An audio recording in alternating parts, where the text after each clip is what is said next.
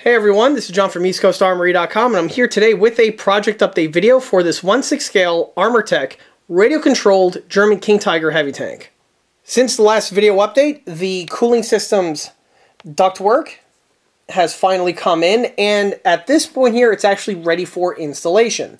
The ductwork has some animations to it, which we'll be going over in this video, and along with the ductwork, the vehicle's taillight has not just been assembled, but has been fitted to the vehicle at this time as well. We'll be going over all of these additions in this video. Starting this video off takes us back to the interior portion of the vehicle. As I touched upon in a number of videos ago, the tank does have a detailed engine compartment, but most importantly, it has the detailed cooling fan and radiator cluster detailing. The detailing that you see here is a component listed on the EastCoastArmory.com catalog, and as I touched upon all the way back when, this set here consists of the fan, ductwork, as well as the radiators. What's also included are the intake ducts that go on either side. In the last video where I touched upon all this info, I stated that I had the intake ducts designed, but they need to go through a little bit more R&D. And, well, fast forward to today, and here we have those exact same components on the table. The pieces that we have here are mere prototypes. However, the actual production units are going to be the exact same size and dimensions as these ones here. You see, when I first designed the set, I was unsure of the actual size of these following components, and it took a little bit of research and development to go ahead and to calculate exactly what the correct size is. Once I had the correct size approximated, I went ahead and had these pieces here enter into print. Now you'll notice that these components here are made out of a very different material compared to the standard production units, and there's a reason for that. You see, the prints are very, very expensive, and when you're feeling things out, doing some research and development, the last thing you want to do is dump a ton of money on parts that are going to be worthless. So that's why we have these pieces here. These pieces are printed in a resin type material, and for the purpose of this build work just fine. However, they are far too frail for actual production use. However, after testing out these sets here, the size and everything else is squared away, so the production units are going to be casted, or I should say printed, in the same strong nylon material as the remainder of the fan housing. Also, as I touched upon before, the sets are designed to be fully functional.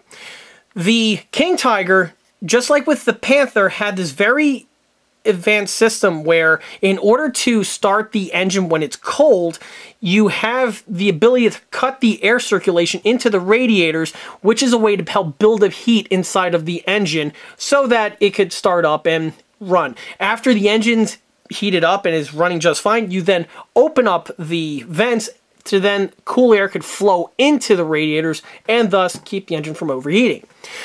In order to do this system, the Germans came up with the following slat system that we have here. We have three little inlets, and these inlets, you notice, are hinged on the bottom portions. The way these work is that you hit a lever on the inside, and the units will close shut like this. Once they are restricted, you can see that the airflow to the radiators is cut off, and this is how you get the heat built up into the cooling system in order to preheat the engine. Again, this is only done in winter type settings, or, if you're in Russia, but in, normal weather, this system is just not needed for that type of application. Again, this is basically a primitive cold weather starter system, for the 1940s. Well, on the set over here, you'll notice that the piece is fully functional, and this is controlled via a servo linkage that we have right over here. These arms are going to connect to the inside portion on this side over here, and once they are connected, they're going to be in tandem, so when you pull on one, all three of the hinge sections are going to move in unison. And trying to get the correct math and the angle to work, it was something that took a little bit more time than I originally anticipated. However, this is something that seems to be working just fine now. And for them to work on these frail resin pieces, the actual production units, which are going to be made out of the nylon, are going to work 10 times better. But for this build here, the setup that we have should work just fine. So with all that out of the way, the units have already been assembled and hand fitted so that the pieces can work, as I touched upon before. So at this point here, they could go into paint, weathering, final installation, and then installation into the vehicle. And that's exactly what we're going to do now with these pieces. Probably the last bit of detailing needs to be wrapped up on the rear section of the model is the rear convoy light. The convoy light that we have here is the 3D printed component from the ECA catalog. This one here, of course, is in 1/6 scale. And this piece here has been offered for a little while now. The piece is all made out of HD 3D printed material, and it has all of the appropriate detailing found on this piece, which will include the flange, the fasteners, as well as also the tubular light itself. The light is offered in two options. We have this one here, which is just the unfiltered light, and then we have the filtered version, which there's a sleeve over this section here with little squares that are found in order to give you those little 4 or 6 squares that are present on the real unit. For the model here, because it's going to be getting a operational tail light, obviously this one here is not going to be suffice. So instead, I'm going to go ahead and make some modifications to this in order to get the piece functional, and that's what I have right here.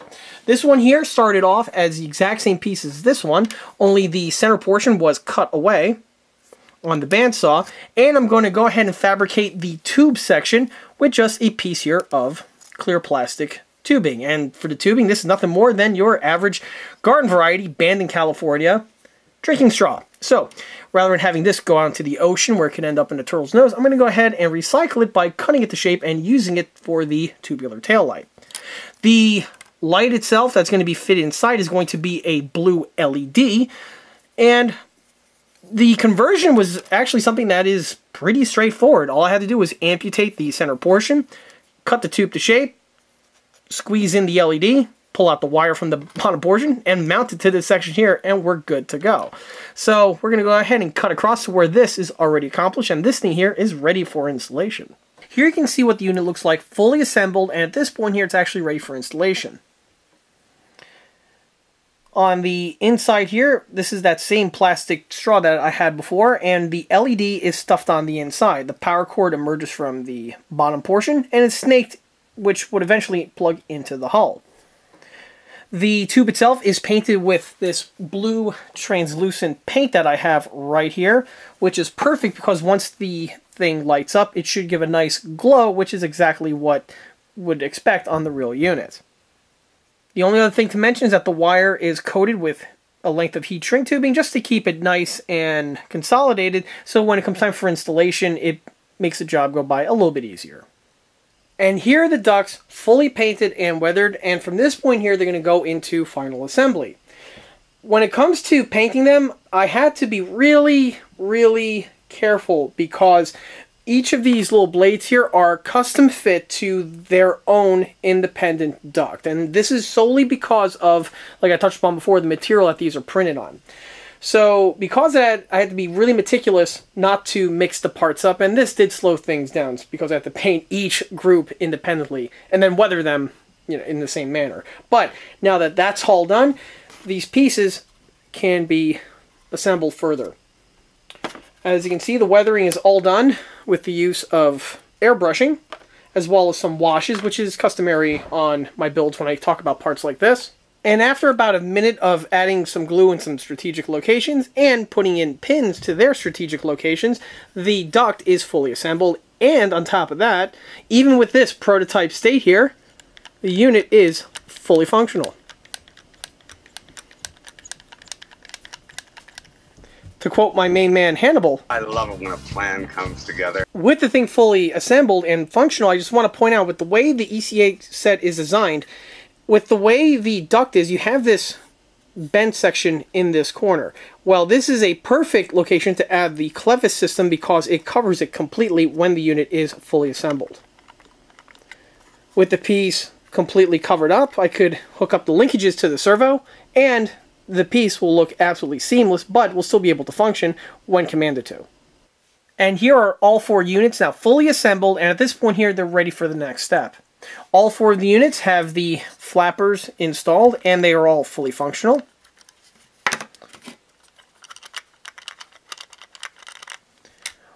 One thing that you may notice is that on two of the examples, we have the original 3D printed pieces fitted in place, while on the other two examples, I had to do with something that was handmade.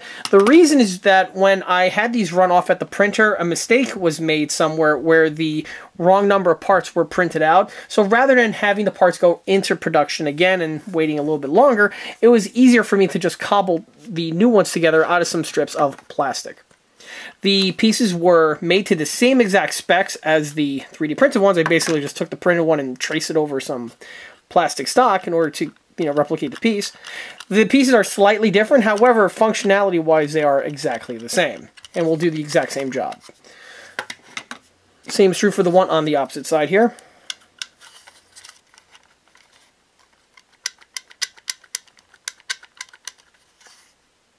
And if there ever was a sight for sore eyes, it would be what I have right here.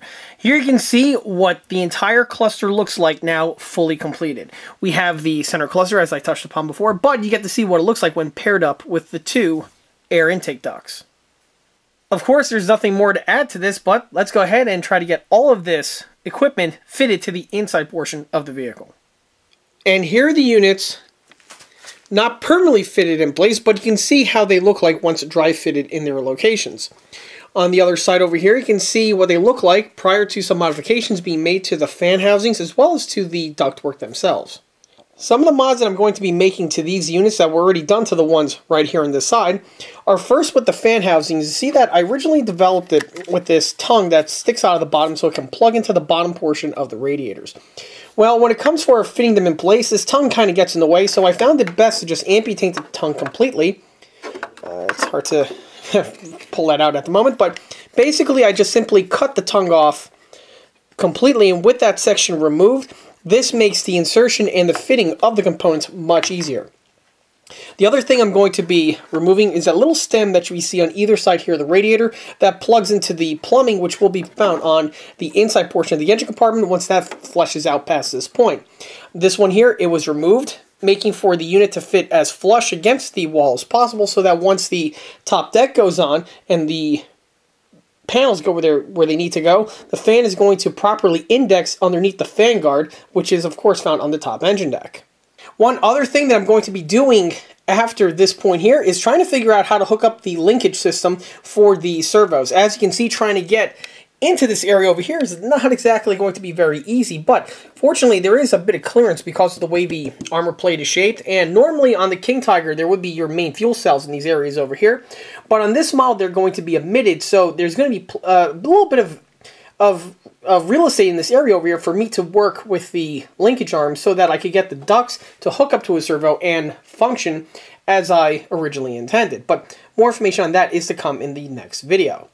The other thing I do want to mention is that unfortunately I'm not able to get the ductwork and the fans fitted to the model at this time because I'm kind of waiting for some other parts to come from the printers. Before I can go ahead and get these pieces seated in place, I need to have the hole inserts for the engine bay, which are going to drop in these locations here, and the cooling systems are going to make their connections. I also need the frame mechanism to hold up the fuel cell and the coolant cell, which are located in these two areas. I've touched upon them in a earlier video. And then from there, I also have some other fittings to flesh out the remainder of the engine compartment. I did want to mention that and discuss that in this video, but sadly, I'm still waiting on those parts to come in. So as soon as they come in, I can go ahead and add them in place and complete this section out, which is basically the last area of this build really remaining before this thing can head off into paint.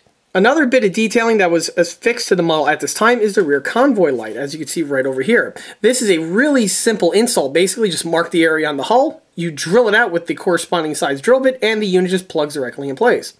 A second hole is drilled directly adjacent for the power cord that, of course, insisting is LED powered. On the topic of the LED, I did want to have it hooked up at this time, but regrettably, the LEDs that I use for this are junk and are complete garbage. Unbeknownst to me, I didn't realize when I bought them how pathetic they are, and I actually have the Amazon listing in the link below, not so that anyone could buy them, just to use as a precautionary measure for not to purchase them. I already got my money back for them, so thanks on Amazon for that, but yeah, I'm going to have to source a replacement LEDs, which means I'm going to have to probably yank this tube off and repeat all of what I mentioned earlier in this video all over again. Of course, more information on that is to come in the next video update. It's a bit of a bummer, but you know, that's just how the cookie crumbled on this one. So with any luck, this one should be operational again the next time around. And that's really it for this project update. As you can see, the engine area is starting to flesh out, so by the next video or two, I should have this area completely wrapped, and I should be onto the top engine deck, which, by the way, I already have several units, not just in development, but in production right now, which are going to flesh out a lot of the details that are found in this area over here, but again, more info on that is to come in the next following video update.